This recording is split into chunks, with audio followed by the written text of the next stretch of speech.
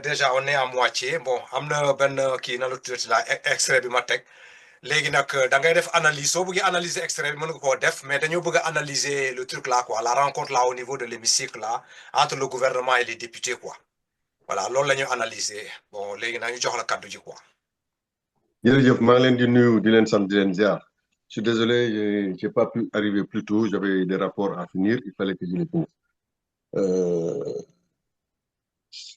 maa ngi nuyu ñëpp ziar ñëpp naturellement j'ai entendu les pastéférés parler et comme les pastéférés en général lu Sonko wax mu ñu ne yaa xar mu ko la il n'y a pas vraiment d'analyse politique ci seen boor j'ai vu avant ngay teg extrait bi man gisoon naa extrait bi puisque je l'ai suivi donc l'histoire des questions-réponses entre Sonko et Abdou Karim Sall et certainement entre Sonko et Thierno Alassane Sall aussi puisque Sonko a répondu à sa manière à ces deux personnalités politiques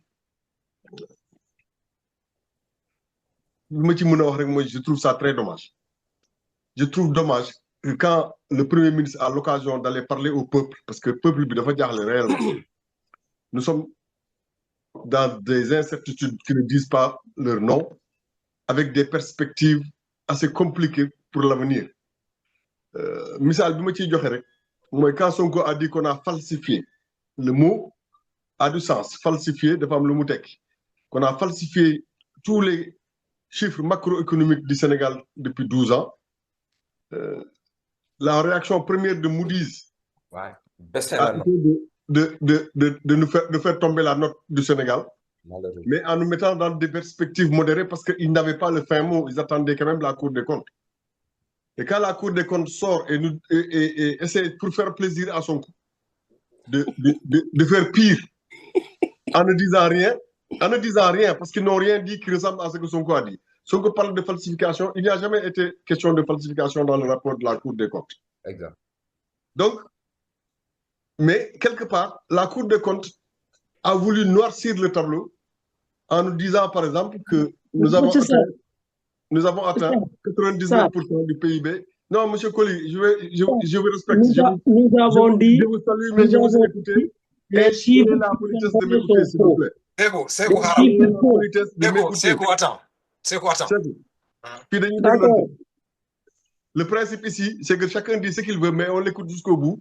Moi, je t'ai écouté parler, hein. J'étais entendu faire... Je m'excuse. Voilà, j'étais entendu faire les éloges de Sonko comme n'importe quel pestiféré. Donc, il n'y a pas de problème. Mais ça n'engage que vous, ce que vous dites. Mais nous, nous sommes du bois pour les Sénégalais. Parce que les Sénégalais, ils ont encore un cerveau et ils réfléchissent. Et moi, je vous dis qu'après l'histoire de la Cour des comptes, Moody's est revenu à la charge. Et Moody's revient cette fois-ci pour nous dire qu'on passe de perspective de dette modérée à dette très élevée. Et la note s'est encore détériorée. Ça veut dire quoi? Ça veut dire que aujourd'hui la signature du Sénégal n'est pas bonne et que pour emprunter sur le marché international, on n'a pas d'autre choix parce que nous, il faut nous lever. Mais si nous lever, nous avons un taux à 2 chiffres. Voilà dans quelle catastrophe on s'est mis. Et tout ça, parce que quelqu'un, en voulant noircir le tableau de Macky Sall, a joué à dire n'importe quoi en oubliant que les bailleurs de fonds nous écoutent, en oubliant que le Sénégal ne décide pas de sa note pour aller sur le marché international et que le Sénégal ne peut pas se passer du FMI et de la Banque mondiale et qu'on ne peut pas jouer avec ces agrégats macroéconomiques. Alors, quand Sonko a l'occasion de venir dire aux gens à l'Assemblée nationale comment il compte marcher demain pour que les Sénégalais me dundent. Parce que les annonces de mon ami Mamoun, l'eau, consistent à nous faire entendre que ça va être encore plus dur. C'est déjà très dur pour le commandant Gourgourou. Le message a été de dire que ce sera encore plus dur. Donc, Sonko, Bunko Assemblée nationale, normalement, c'est pour moi Askan. Quand on dirige Askan, le peuple sénégalais, ce que le peuple attend de ses dirigeants, c'est que quelles que soient les situations, qu'il y ait des propos de nature à calmer les gens, à leur redonner du courage et à leur montrer que yérem nga leen mais pas ñëw Assemblée nationale pour xuloo parce que xuloo yooyu Comme vanité, mais ça ne le mènera nulle part. Venir nous raconter les histoires de biche de Abdou Karim Sall, ça me fait une belle jambe, mais ça ne me permet pas de savoir qu'est-ce que Sonko va faire. Maintenant qu'il vient de parler des 40 milliards, c'est encore une faute politique, c'est encore une faute de communication, parce que Sonko passe son temps à parler avant la justice. Il faut qu'il apprenne à se taire. Parce que sauf que yow da ngay ñëw rek di wax ay affaires yoo xam ne si xewagul même bu doon Abdou Karim Sall daa def dara sax su demee justice les gens vont dire c'est biaisé, c'est Sonko qui dicte. Quand est-ce que cette personne-là va se taire? Wala mu xàmmee lan la war a wax ak lan la warul wax. Moi je veux qu'il avance et qu'il fasse réussir le Sénégal. Il risque de ne pas y arriver avec ça parce que dafa mënul noppi mënul muñ. Soo nekkee chef doo topp jëpp Macky Sall gars yi dañu ko doon saaga du matin au soir. À commencer par lui Sonko kenn musu ko gis mu tontu il ne répondait pas Abdoulaye Wade moo gënoon tàng fop Macky Sall il ne répondait pas quand on dirige un peuple da ngay am faculté d'être au-dessus de la mêlée parce que c'est le peuple qui est important et comme Sonko était parti pour répondre et pour donner des orientations au peuple via les députés du peuple il devait se contenir oublier ñooñu. La vérité, c'est que moi, je sors de moi affaire 40 milliards d'armement parce que ça, c'est l'État. Si c'est faux, la Cour des comptes l'aurait dit, puisque la Cour des comptes a fait l'état de tout.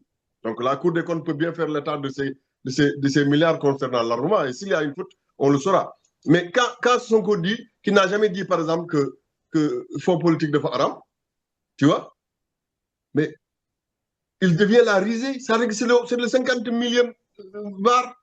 Comme ça, parce que il a quand même extrait. Mais oui, j'ai les extraits. Voilà, il faut me l'envoyer quoi. Vidéo nga yor. Comment vidéo, comment me le donne? Je peux te sortir l'extrait.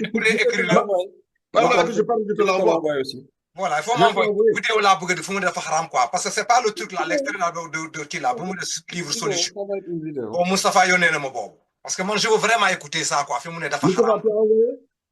Je l'ai quelque part, je pense. Je vais voir. Non, je vais vous le trouver tout de suite. Voilà. Je finis d'abord mon temps de parole et après je te cherche le truc. Parce que sinon, day yàq li may wax. Mais li ma bëgg mooy Sénégal gépp dañuy rus. Billahi du caaxaan dañuy rus. Même man damay rus à la place de Sonko quand les gens sont obligés de lui rabâcher des choses qu'il avait promises et qu'il est dans l'incapacité de faire, ou qu'il ne fera pas, ou qu'il n'a plus envie de faire, ou qu'il ne peut pas faire. En 11 mois. Allez, 11 mois, il suffit d'1 mois. Mon monde, suñu togué, li lañuy def. So togué, tu sais, enlever les fonds politiques. Ça ne demande pas beaucoup de temps. Il n'y a pas besoin d'1 mois. Tu le décides. C'est toi qui as les décisions. Tu décides et puis c'est tout. Les beaucoup de grawul mais beaucoup de tamit do ci nek di wax ñalu musuma ko wax parce que bu boba da nga ci gëna ñaaw. Il a dit yow mi di laaj affaire bi xam nga ni yag ga déglo. Non mais non c'est écrit li mu expliquer deug nako mais yeen fi ngeen ko bëgg yobbu né dafa haram ngeen yem ci loolu la bëgg dire le contexte encore quoi. Abdou Karim Xurum Xaq moko interviewé. Laaj ko ci fond politique yi mu ne Abdou Karim Xurum Xaq moo ko laaj mu ne ko fond yooyu dafa haram moom moo ko wax amul c'est pas des extraits sortis de leur contexte ou quoi que ce soit c'est la vérité il l'a dit c'est pas grave si après il se rend compte qu'il s'est trompé mais doo wax waxuma ko woon xam nga luy la vérité c'est que loolu yëpp moo na bañ a dab Sonko tu sais comment moi quand on me cherche dans des petites choses comme ça alors que je suis venu parler à mon peuple je ne réponds pas à la provocation. Voilà. Il faut que ce gars-là soit capable d'oublier la provocation. Voilà. Boo yëg ci garab te ku luñ la wax nga wàcc fay doo yëg de doo yëg mukk da ngay fàtte yooyu bu la gars yi ne yaa waxoon fond politique dafa haram te xam nga ni loolu yow instant yi arrangé wu la nga ne moi je suis venu parler à mon peuple je suis venu vous dire vers quoi nous allons et comment nous comptons faire nga nekk ci loolu. Quand on dit qu'il y a 6 soldats qui sont tombés, tu laisses ça aussi passer quoi? Non, il doit en parler. Il doit, parce que ça c'est important. il prend la parole et il en parle. Yoy mun na ci wax parce que ça touche l'État, ça touche au peuple. Mais est-ce qu'il y a les soldats sont tombés même? Dama ne. Est-ce que amna ce qu'il a dit? Est-ce que lolu amna? Parce que Bakary wax lu arab wax lu dul deug ci peuple bi yag na fi de. Non, dama xama ki wax na Sonko démentir. Non, j'ai essayé de voir, je n'ai pas vu, j'ai vu ben article, mais je ne suis pas sûr que ça soit vrai. Mais gis naa ben article qui en parle. Voilà, xam nga Moustapha, xam nga problème. Non, gis naa ben article qui en parle. Mais kilifa ni nan la ñëw au niveau de l'hémicycle là di indi information bu melni tek ko ci ce que je veux te dire, Bakary. Bakary. Quand on dirige le peuple, quand on a les clés du pouvoir, on devient le destinataire privilégié des informations de l'État du Sénégal. Ouais. La personne la mieux indiquée aujourd'hui pour savoir si c'est vrai ou faux s'appelle bien Ousmane Sonko. Mais c'est pas Abdou Karim, c'est pas n'importe qui. Non, mais dama la bëgg wax rek. Abdou Karim non wax lu ko neex. Aujourd'hui, c'est le plus qui a les clés du pouvoir. Il ne détient rien loo xam ne si ñun dañ ko war a C'est un député. Dama ne, c'est un député, il doit poser toutes les questions, même les plus farfelues. C'est pour éclairer le peuple. C'est pour éclairer le peuple. Des fois, on peut avoir besoin de poser des questions farfelues pour avoir une réponse et le peuple doit l'entendre. Parce que le peuple, dans la société du numérique d'aujourd'hui, se nourrit de fake news. Alors, même les fake news, quand on te pose la question par rapport à ces fake news, il faut répondre. Parce qu'il faut éclairer le peuple. C'est ça la mission des députés. Mais lui, destinataire privilégié des informations du Sénégal, il dirige l'État. Quand on dirige l'État, on ne peut pas se permettre d'être dans de la fantocherie. Sur le gars dit détourner, nga bàyyi leen fa. Waaye kilifa waxul dëgg ci ki penc bi nga ko ñu avancer. Comme ça nañu arrêté loolu waaye gis kilifa nañu arrêté yene dëgg kilifa waxul dëgg ci penc bi ñu arrêté la. Mais kooku bu la pour encourager loolu, les gens doivent être critiques. Comment tu peux venir avec kilifa tollu ni lan ngay taxaw ci hémicycle bu melni ngay fen fofu dina li amna. Mais pourquoi? Kooku man soo ma arrêté la. Tegal yooyu ci suuf. Mais da ngeen di gis deux choses normal ngeen bëgg normaliser ko. Mané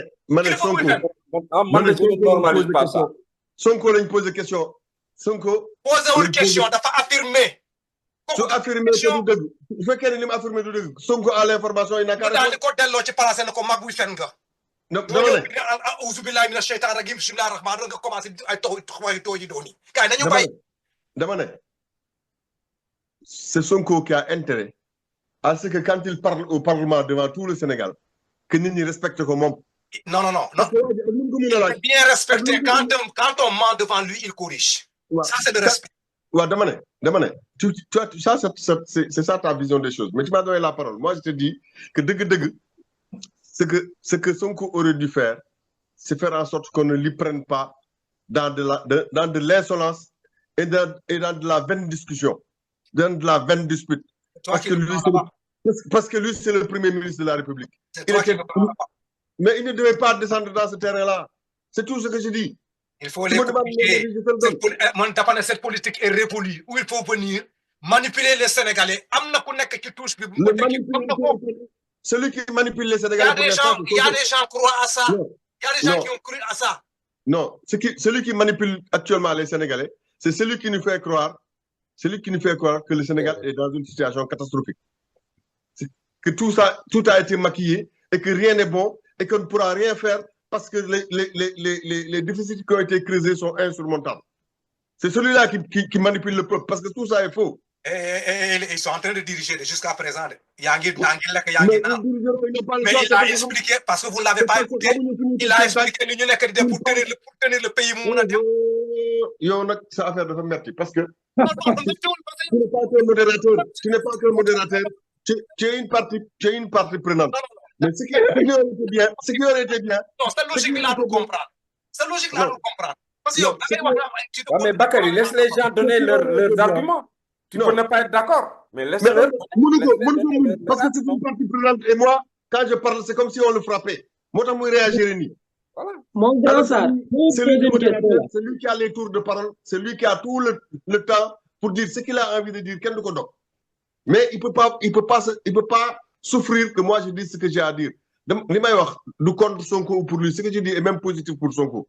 Je dis que quand on dirige la République, on ne se met pas dans des petites querelles. Ouais. Point barre. On parle au peuple et on lui dit les choses qui l'intéressent. Les choses qui intéressent ce peuple, c'est pas ay saagante ay fenkat nga ay kilifa gu mën a fen nga ay wax ay tu vas voir ñëw say dossier mi ngi ñëw ñi nga xaar ak yooyu amul njëriñ li am njëriñ mooy li Sénégal war a dégg pour nit ñi bay ñi tiit ñi ñu dal parce que ce peuple là est affolé alors qu'il y a pas de quoi. Moi je vous avais dit ici une fois que la trajectoire est bonne parce que xam naa ne les vrais agrégats macroéconomiques c'est cela qui permet au ministre du budget aujourd'hui de dire que la dette est soutenable. Exact. Oui, il n'y a pas de C'est ça problème. les vrais agrégats. Une dette tant qu'elle est soutenable, c'est qu'on n'est pas allé on n'a pas atteint le point de non-retour. C'est qu'on est encore capable d'aller sur le marché et qu'on est encore solvable. C'est ça que ça veut dire. Alors que si on écoute ce que Sonko dit, amatuñu marge de manœuvre. Sonko xëy na sax moom moo tiital président bi ba muy wax loolu ba ñu yaakaar ne dara mënatu fee xew alors que tout est encore possible. Moi je dis que le chemin est encore bon et que parce que on a laissé un sillage très bon. Yàq ngeen ci lu bare nag parce que il y a pas longtemps le Sénégal était la destination privilégiée en Afrique occidentale. Nous étions le premier pays de destination des investisseurs de ce monde. Aujourd'hui, personne n'ira chez nous parce que vous avez fait en sorte que Moody's nous... C'est la rupture. Il fallait s'accroupir là sous le joug des Occidentaux pour avoir cette nomination-là. Et cette notation. C'est un complexe. Voilà. C'est un complexe. Bon, maintenant, une personne qui dit que j'ai pour ma souveraineté là. Non, effectivement. Mais non, affaire boobu la. di jaay dignité ban dignité ngay jaay. ma ne la jaayal dignité ba nga jóge ci. yow ci yoon nga dëkk ngay jaar dignité. non mais xam nga yow da nga l'avenir est prometteur. dama ne. xam nga laa leen romb am nga flair. Le chemin est bon. Le chemin qu'ils ont trouvé est bon. Merci beaucoup. Le chemin qu'ils ont trouvé est bon. Effectivement. Donc ils n'ont qu'à rester dans leur position là. Qu'ils arrêtent de crier, de pleurer et de faire croire que c'est la catastrophe. Parce que c'est faux. Ah d'accord. Mais il n'y a pas de problème. L'avenir est prometteur avec ces jeunes-là, ils sont en train de travailler. À ce moment-là, je t'applaudis pour ça parce que tu as apprécié ça. Dama ne li ma waxoon naa ko fii dama ne. Waaw. Les signaux Macky Sall les a laissés au vert, ils continuent d'être verts. Vous pouvez raconter ce que vous voulez, c'est ça la vérité. Il est vraiment ridicule, quoi. Et vous êtes debout sur ça. Ah d'accord. Non, il n'y a pas de problème. Merci beaucoup. C'est tellement le truc là. C'est tellement pas ça, le truc là. Non, c'est quoi, Haral, Moustapha. Bakary, bëgg naa quand même que tu prennes sur toi la prochaine fois bu ñuy discuter. Même bu la li ñuy wax bu la neexul. Pape Sarr, defal ndànk. Tu ne peux pas éviter ces genres de trucs. Xam nga émission bi, xam nga des fois. Non, comprenez une chose. Des fois dans l'émission, c'est tout. Camara, c'est pas à lui de diriger l'émission. L'autre jour, il a quitté l'émission pour un ancien militaire. Pas grave. C'est incorrect de sa part. Tu as quitté l'émission. Attends. Non, il est incorrect. Il faut lui dire ça. Attends. Il a mérité le Britannique militaire. Pour un ancien militaire. Attends. Quand même. Bal qui. Il y a incorrect qui incorrect. Calme-toi. Je ne me calme pas. Il est incorrect pour quelqu'un qui a fait Britannique. Calme ou pas calme. Moi, c'est bon, papa. Ok. C'est quoi Haral Moustapha parce que là, toog na xaar na quoi Moustapha. Waaw léegi nag joxe sa point de vue après ma jàll kii c'est. waaw man dama bëggoon wax quelques. te Bakary bàyyi di ma muté quoi. Quelques remarques rek. Je m'excuse grand jour. C'était juste pour calmer la situation. Non, moi je lui dis la vérité, c'est tout. Je voulais juste dire une chose. Sànq bi mon frère là, Koli, di wax, daf me rappeler, quand il parlait de Wassola, etc., daf me rappeler une anecdote entre deux hommes politiques. Je pouvais donner leur nom, mais par pudeur, je ne donne pas leur nom.